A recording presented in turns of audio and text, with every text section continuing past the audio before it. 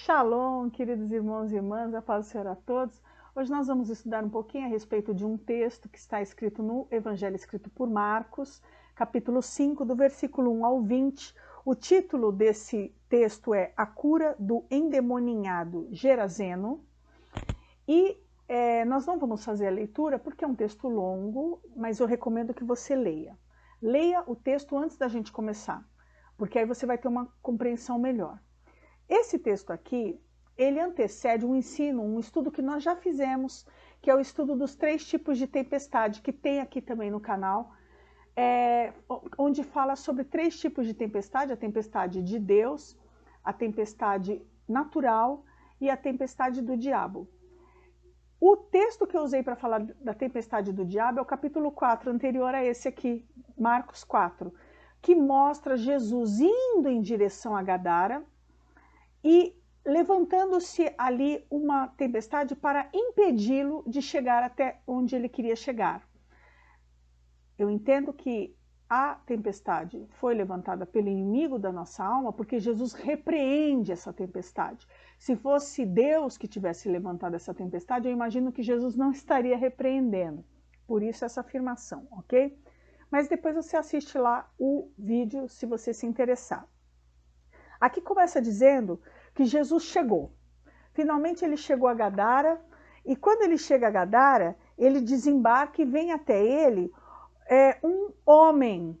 A Bíblia não cita esse homem como endemoniado em primeiro lugar. Primeiro a Bíblia fala que ele é um homem, um humano, uma pessoa que foi criada por Deus. É assim que Jesus nos vê. Jesus nos vê como criação de Deus. Ele estava junto na criação, lá em Gênesis, quando Deus fala, façamos o homem. Jesus, o Deus Filho, junto com Deus Pai, junto com Deus Espírito Santo, criando o homem. Então, isso não mudou. Na perspectiva de Jesus, o humano sempre será criação de Deus, sempre terá o amor de Deus, apesar de estar recheado com um grande problema, que era o caso desse homem aqui, que ele estava recheado com uma malignidade chamada legião, né? Jesus continuava vendo com esse homem. Depois é que vem a descrição de que ele estava possesso por um espírito imundo. E esse espírito o fazia viver em sepulcro, lugar de morte, lugar de podridão, onde os corpos que não têm mais vida são depositados, um lugar que tem mau cheiro. Era ali que o inimigo tinha aprisionado este homem. E o texto fala que muitas vezes tentaram prender esse homem para ele não ir para o lugar de morte, mas que ele quebrava as cadeias, os grilhões, as correntes, e ninguém conseguia subjugá-lo.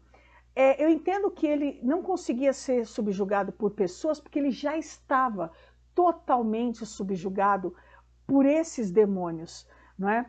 E quando ele está subjugado por esses demônios, a Bíblia o descreve como uma pessoa inquieta, que não para, que anda para todo lado, que não descansa nem um pouquinho, que se fere, que faz mal para si mesmo.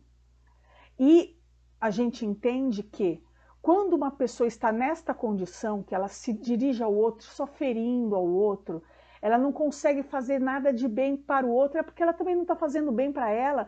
E se ela não está fazendo bem para ela, é porque ela está acometida também por uma malignidade, por uma enfermidade, que pode ser uma enfermidade espiritual, pode ser uma enfermidade física, ou pode ser uma possessão, né? Como era o caso aqui desse homem.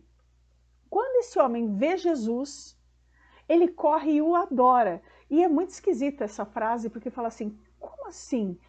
O inimigo vai adorar Jesus? E ele se reporta a Jesus como demônio. Ele fala assim, que tenho eu contigo, Jesus, filho do Deus Altíssimo?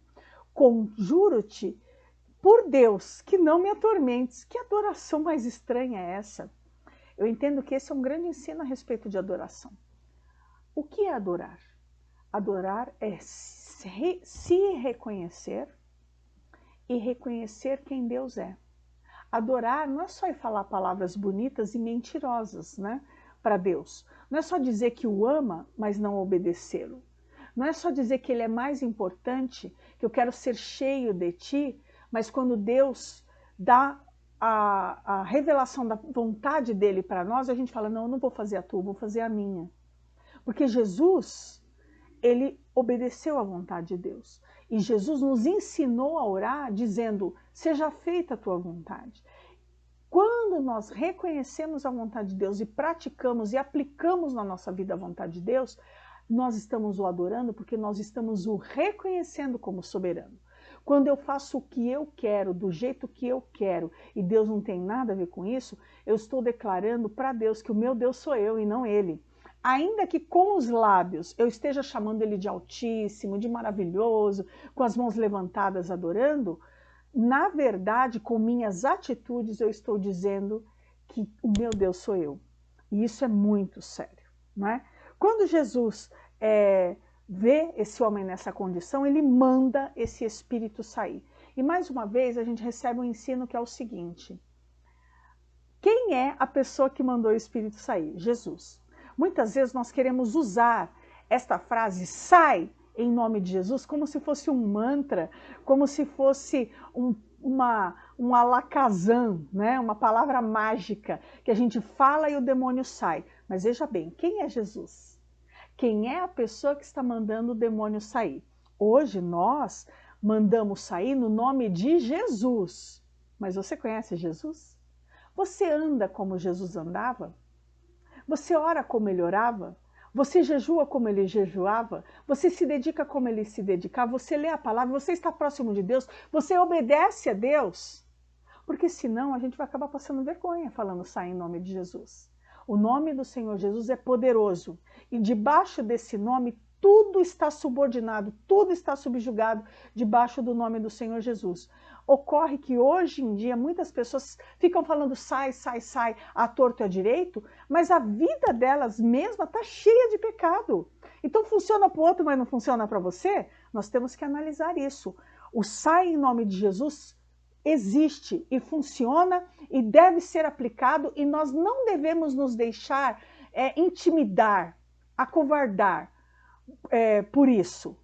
Mas nós também temos que ter bom senso e boa consciência. Como nós estamos para falar assim? Se nós formos até esse Jesus e tivermos intimidade com ele, orarmos com ele, lermos a palavra para o encontrarmos na palavra, o chamarmos para morar em nós teremos toda a autoridade para falar, sai em nome de Jesus. Quando Jesus põe esse monte de demônio para correr, que legião é uma palavra que representa um pelotão de exército, é um conjunto, né, de militares que podem compor até 6 mil homens, e esses homens eles tinham uma característica principal, eles eram incendiários, esses soldados romanos, né, eles eram incendiários, eles tinham flechas que eles embebiam num líquido e punham fogo, e eles atiravam todos ao mesmo tempo na mesma direção para incendiar uma cidade.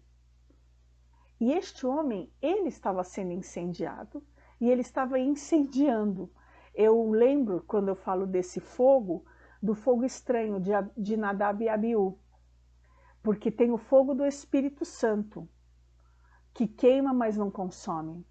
Mas tem o fogo desse tipo de fogo aqui, do inimigo, que vem para destruir, para tirar tudo que a pessoa tem. Esse fogo tirou a paz de espírito desse homem, tirou o perfeito juízo dele, tirou as vestes dele, tirou o espírito de autopreservação dele, porque ele mesmo se feria. Ele feria o outro e feria-se a si mesmo. Ele perdeu tudo que ele tinha, ele perdeu a casa dele. Este fogo estava consumindo tudo o que esse homem tinha. É isso que o diabo tem para nós. Ele quer retirar tudo que é teu. E você percebe que Jesus o manda, né, manda essa legião sair. Antes dele sair, coloca ele sobre porcos. porque eles entraram numa espécie de uma negociação, né? Eles pediram, eles rogaram, eles suplicaram a Jesus, e Jesus, que tem autoridade sobre tudo e sobre todos, permitiu, porque quem permite é Jesus, é Ele quem manda, Ele é soberano, e Ele disse sim, então foi dessa maneira. Os espíritos foram para os porcos foram lançados para o mar. Não era para ter porco nesse lugar, era para ter ovelha. Não era para ter porqueiros nesse lugar, era para ter pastores. Esses homens que estavam cuidando desses porcos estavam em desobediência. E Jesus não só livrou o gadareno dos demônios, mas também livrou aqueles homens do objeto da desobediência. Mas quando tudo se passou e os homens foram ver o que tinha acontecido, Jesus vem, apresenta esse homem curado, apresenta esse homem recomposto, apresenta esse homem transformado, renovado. E como é que os homens da cidade olham para esse homem? Viram o endemoniado. O homem não estava mais endemoniado. Os demônios tinham ido embora com os porcos. Mas quando eles olharam, eles viram com aquele olho de pré-julgamento, de preconceito. Eles viram o homem mudado, assentado, aquele homem que era inquieto, estava tranquilamente assentado, repousando ao lado do Senhor Jesus, vestido em perfeito juízo, e ao invés de falar, olha como ele está mudado, falaram, não é aquele que é o endemoniado? Muitas vezes isso vai acontecer. Isso não pode partir de nós, dentro da igreja, dentro da nossa comunidade. Nós não podemos ver aquela pessoa que está se esforçando para sair, que está indo para a casa do Senhor para ser transformada e continuar a apedrejá-la com o pecado que ela tinha. O nosso Deus, ele nos ensina a não olhar com olho de preconceito. Esses homens viram o que Jesus tinha feito, viram o que acontecera de novo com o endemoniado, né? Eles chamam esse homem de endemoniado 3 vezes. Você vê que o processo de transformação ao olho do outro demora um pouco para entender. Jesus já sabia que ele estava transformado, mas os humanos ainda não sabiam. Cria no poder de Deus. O Senhor Jesus, ele transforma mesmo. Nós veremos a transformação em nome de Jesus. Amém?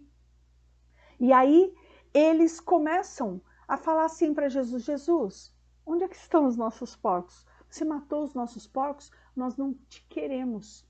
Cadê aquilo? Cadê o nosso pecado? O Senhor mandou o nosso pecado embora, a gente não te quer, vai embora você, Jesus. Olha que situação. Jesus cruzou uma barreira, que Gadara se chama barreira. Olha só que interessante. Jesus enfrentou uma tempestade, não se intimidou diante da tempestade, repreendeu a tempestade, furou a barreira, entrou no problema, e quando ele entra no problema e resolve, os homens falaram assim, você veio livrar a gente do nosso pecado? A gente não queria isso, vai embora, Jesus. E sabe o que Jesus fez? Ele foi embora. Isso é muito sério. Muitas vezes nós dizemos que queremos Jesus conosco, mas a gente não quer se livrar dos porcos. E aí a gente manda Jesus embora. E quando a gente manda Jesus embora, ele vai. O único que não queria que Jesus fosse embora, muito ao contrário, queria ir com Jesus, era aquele que tinha sido transformado.